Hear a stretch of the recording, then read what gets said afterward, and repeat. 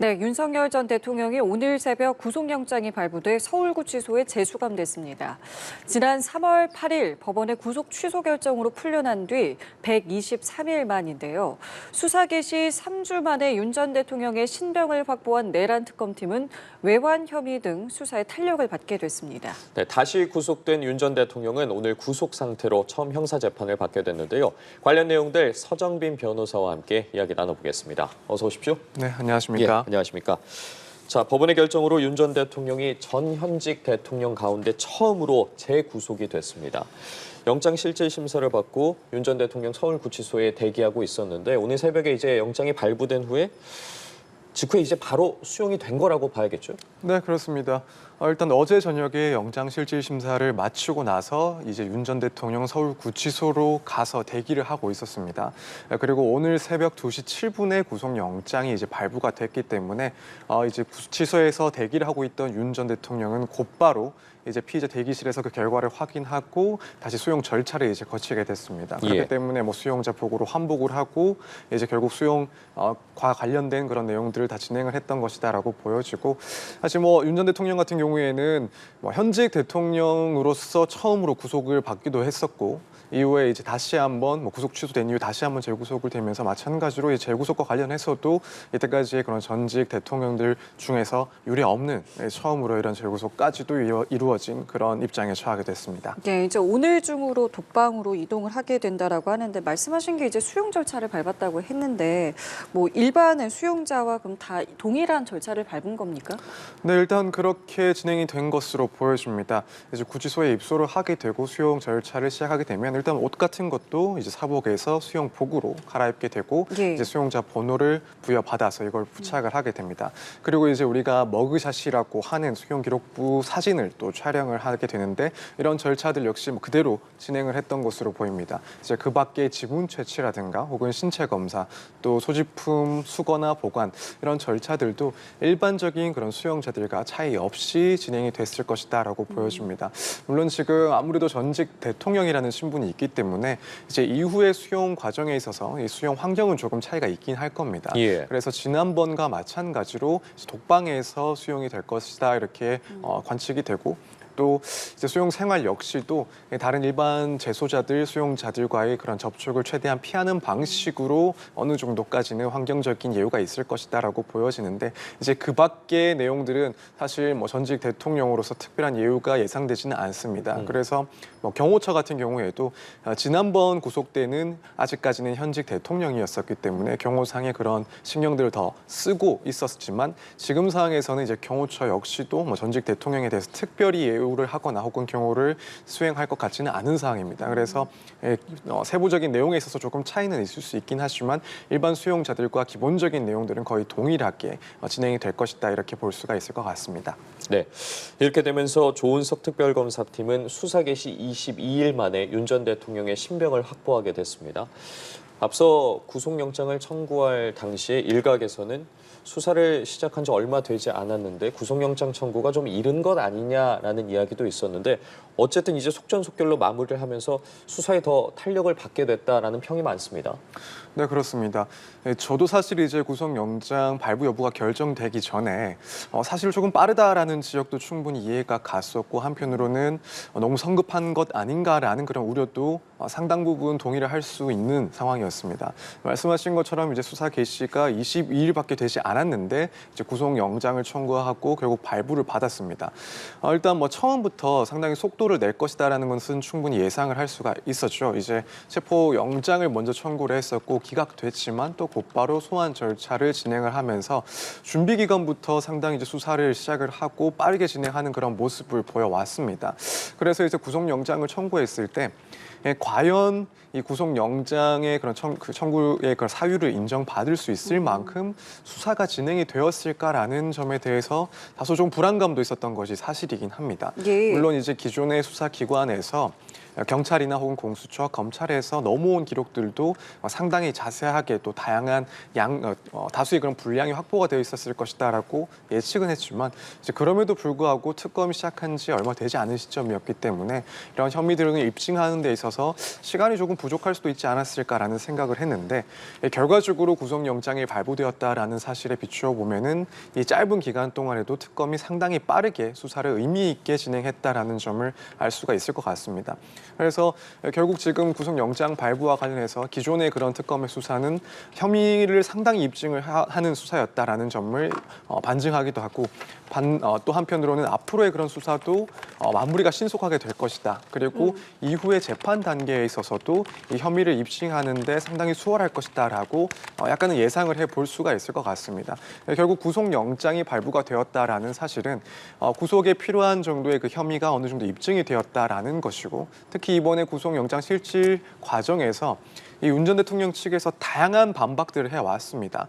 사실관계를 부인하는 것부터 해서 법리적인 쟁점까지도 하나하나 모두 따져왔었는데 이 점 역시도 결국에는 특검의 그런 주장을 법원에서 한번 인정을 했기 때문에 이후에 있을 그런 재판 과정에 있어서도 이 윤 전 대통령 측의 그런 주장들을 특검 측에서 상당히 반박을 할 수 있을 것이다 예상을 좀 해볼 수 있을 것 같습니다. 그렇기 때문에 이런 앞으로의 수사라든가 혹은 재판 과정에 있어서도 상당히 탄력을 받은 시점이다라고 얘기를 할 수가 있을 것 같습니다.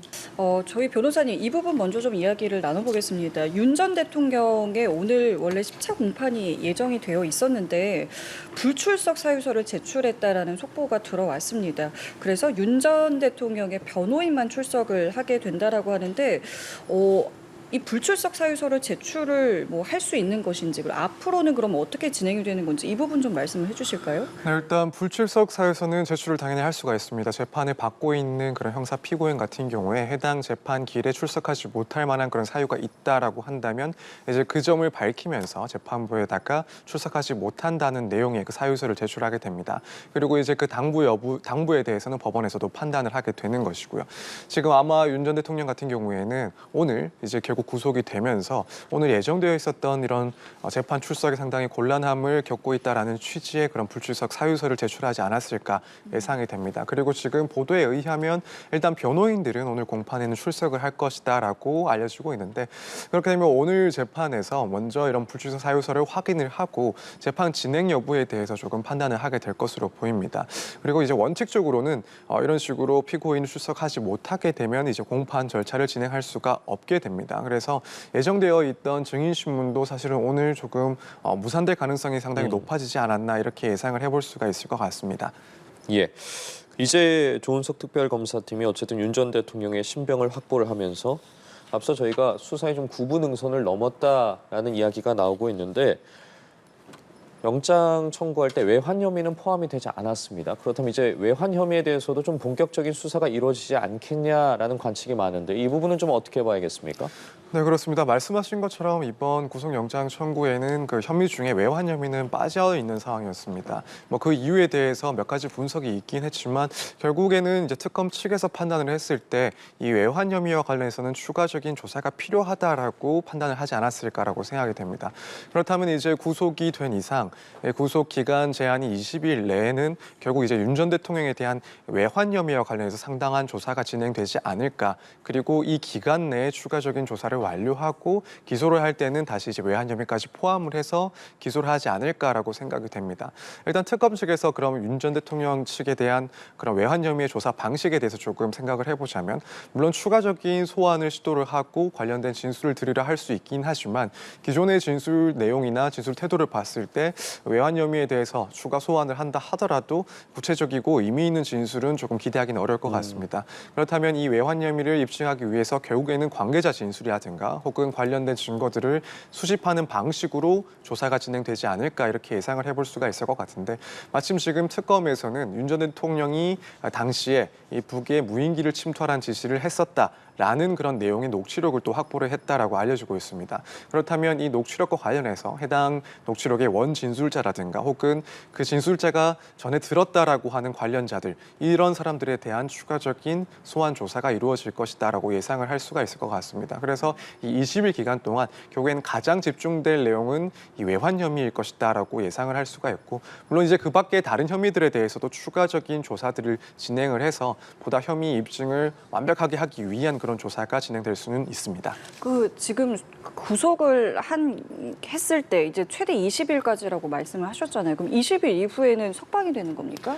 만약 20일 이내에 기소 여부를 결정하지 못했다라고 하면은 석방할 수밖에 없습니다. 하지만 이 점은 당연하게 특검 측에서는 20일 이내에 기소를 할 것이다 이렇게 볼 수밖에 없고, 만약 이제 20일 이내에 기소를 하게 된다, 그렇게 되면 이제 구속 상태에서 기소를 하게 되는 것이고, 그쵸. 이후에는 이제 재판 단계로 가게 됩니다. 그리고 재판 단계에서는 이런 20일 제한이 아니라 최장 6개월까지도 구속을 할 수가 있게 됩니다. 그래서 20일 이내에 결국엔 특검에서 기소를 할 것이다 이렇게 예상을 해볼 수가 있습니다. 근데 만약에 윤 전 대통령 측에서 지난번과 마찬가지로 석방을 보석금을 내서 석방을 신청한다던가 아니면 구속 취소에 대한 부분들을 좀 구속 적부심을 통해서 문제 제기한다던가 이런 부분도 나올 수는 있는 거 아니겠습니까? 충분히 그럴 가능성이 높다라고 생각이 됩니다. 이제 이전 사례를 비교를 하자면 결국에는 가능한 한 불복 수단을 모두 강구를 해보지 않을까 생각을 해볼 수 있을 것 같습니다. 일단 지난번에 윤 전 대통령은 체포가 되었을 때 체포 적부심을 또 먼저 신청을 했었습니다. 네. 체포 적부심 청구라는 것은 실무적으로 이제 거의 사용되지가 않는 그런 제도임에도 불구하고 이 체포의 타당성, 적법성을 따지기 위한 그런 절차를 진행을 했었는데, 이런 사실관계들을 비추어 본다면 이번 역시도 마찬가지로 가능한 한 불복 수단을 모두 선택하지 않을까라고 생각이 됩니다. 그래서 현 단계에서 이제 윤 전 대통령이 먼저 강구해 볼 수 있는 수단은 이 구속 적부심입니다. 체포 적부심과 유사하게 이 구속의 적법성을 따지는 그런 절차가 진행되는 것이고, 이 부분 지금 상황에서 고려하고 있는 그런 카드가 아닐까 예상이 됩니다. 그리고 이제 이후에는 만약 기소가 되고 나면은 사실 또 지난번처럼 구속 취소 청구도 취소 신청도 해보지 않을까 이렇게 생각을 해볼 수가 있을 것 같습니다. 사실 구속 취소 역시도 앞서 말씀드린 체포 적부심과 마찬가지로 실무적으로는 그렇게 사용되지 않는 수단이긴 한데 지난번 선례도 있다 보니 아무래도 이제 윤석열 전 대통령 측에서는 이런 구속 취소까지도 다시 한번 반복할 수 있는 그런 수단이다 이렇게 생각을 하지 않을까 이렇게 생각이 됩니다. 그래서 가능한 한 그런 불복 수단들은 모두 거칠 가능성이 상당히 높다라고 생각을 하고 있습니다. 예, 윤 전 대통령 측에서 어떻게 대응할지에 대해서도 좀 지켜봐야 할 것 같은데, 앞서 구속영장에 적시된 공범들에 대해서 추가적인 소환이 계속해서 이뤄질 것이다라는 이야기를 해주셨어요. 국무위원들 계속해서 소환해서 조사하지 않았겠습니까? 한덕수 전 총리를 비롯해서요. 그렇다면 한덕수 전 국무총리에 대한 수사에도 좀 더 속도가 붙을 수 있다라고 봐야겠습니까? 네, 그렇습니다. 일단 지금 특검에서 가장 그래도 속도를 신경을 쓴 것은 아무래도 이제 윤 전 대통령이었고, 윤 전 대통령에 대해서 이런 강제적인 신병을 확보한 이상 이제부터는 20일 동안은 물론 윤 전 대통령에 대한 나머지 조사가 더 집중되겠지만, 동시에 이제 다른 국무위원, 한덕수 전 총리 등에 대해서 조사가 더 빨라질 것이다라고는 충분히 예상을 해볼 수가 있을 것 같습니다. 지금 이제 한덕수 전 총리 같은 경우에 특검에서 문제 삼고 있는 그 의혹은 이제 비상계엄 선포 이후에 그 선포문의 추가적인 사후 작성 문제, 여기에 관여를 했고 또 파기에 관여를 했다라는 점을 문제 삼고 있습니다. 그리고 그 혐의를 죄명으로 따지자면 허위 공문서 작성 등이 문제가 되고 있는 상황이고요. 특검 측에서는 지금 보도 등을 통해서 한덕수 전 총리 등에 대한 구속영장도 검토를 한다라고 하고 있긴 한데, 사실 이제 그러면 그 시점이 언제 될지에 대해서는 여러 가지 의견이 있을 수 있을 것 같습니다. 일각에서는 현 상황에서 비추어 봤을 때 구속영장 등의 청구가 빨라질 수 있다라는 의견도 있는 것 같은데, 네, 개인적으로는 사실 아직까지 이제 구속영장을 검토하기엔 조금 이른 시점이 아닌가라고 생각이 됩니다. 앞서 설명을 드린 것처럼 이제 지금 특검 측에서 문제 삼고 있는 것은 허위 공문서 작성 혐의인데, 사실 이 문제만으로 지금 시점에 구속영장을 청구한다라는 것은 다소 조금 부담스러운 정도라고 생각을 합니다. 그래서 추가적인 조사를 진행을 해서 이 내란 혐의와 관련해서 보다 적극적인 적극적인 방조라든가 혹은 관여가 있었다라는 점까지 수사가 됐을 때 그때 가서야 이제 특검에서 조금 생각해 볼 수 있는 것이 구속영장 청구가 아닐까라고 생각을 하고 있습니다. 그래서 물론 그 시점에 대해서는 지켜봐야 되긴 하겠지만 아직까지 그런 강제 신병 확보를 생각하기에는 조금 이른 시점이 아닌가라고 생각이 들고 이제 그 밖에 여러 국무위원들에 대해서도 당연히 추가적인 조사가 이루어질 것이다 이렇게 예상을 할 수가 있을 것 같습니다.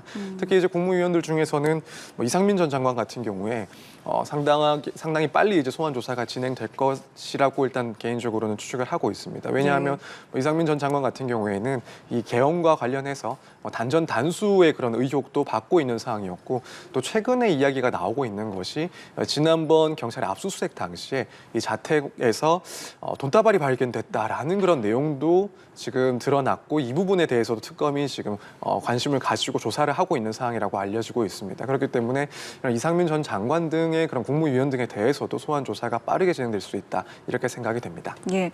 자, 그리고 저희가 앞서 속보로도 말씀드렸습니다만 윤 전 대통령이 오늘 내란 재판에 이제 불참을 하게 되지만 어쨌든 이 재판은 진행이 되는 거잖아요. 일단 그 부분은 조금 지켜봐야 될 것 같습니다. 원칙적으로 예.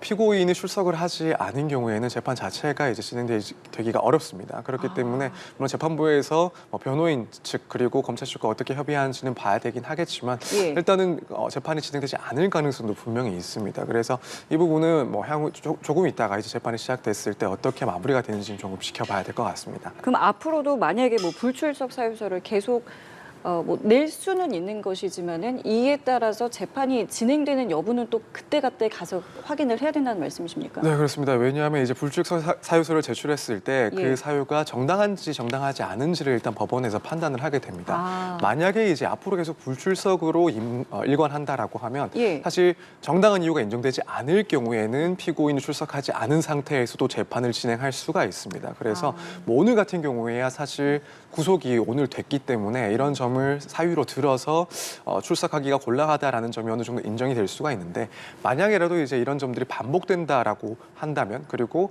그때 불출석을 하는데 정당한 사유가 인정되지 않는다라고 한다면 그때는 이제 예외적으로 재판을 진행할 수가 있습니다. 예, 알겠습니다. 관련한 소식이 들어오는 대로 저희도 다시 전해드리도록 하겠고요.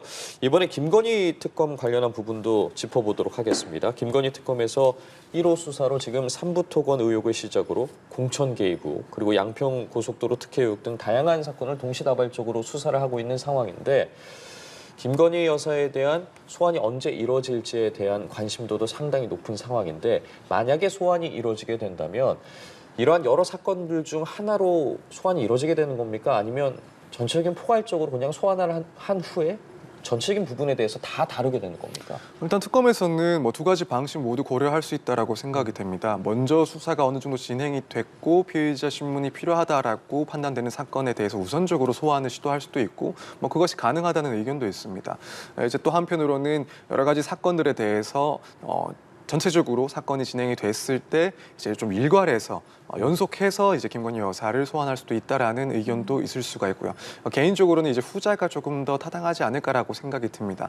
일단 김건희 여사 같은 경우에는 뭐 앞으로 소환 조사가 소환 절차가 이제 진행될 때 어떻게 대응하는지를 봐야 되긴 하겠지만 일단 지금 시점으로 봤을 때는 이 소환 조사 자체도 그렇게 쉽지는 않을 것이다. 이제 원활하게는 진행되지 않을 것이다라고 예상을 할 수 있을 것 같습니다. 그렇다면 특검 측에서는 뭐 하나하나 사건들이 어느 정도 진행됐을 때마다 개별적으로 부르는 것보다는 이 여러 사건들이 전체적으로 수순을 밟고 진행이 됐을 때 좀 일괄해서 소환을 해서 여러 가지 사건들을 한꺼번에 조사하려고 하지 않을까라는 생각을 하고 있습니다. 그래서 그런 것들을 고려한다. 그러니까 뭐 소환 절차를 조금 더 원활하게 진행한다는 점을 고려한다면 대부분의 사건들이 어느 정도 단계에 이르렀을 때 소환 조사를 진행하지 않을까라고 개인적으로는 전망을 하고 있습니다.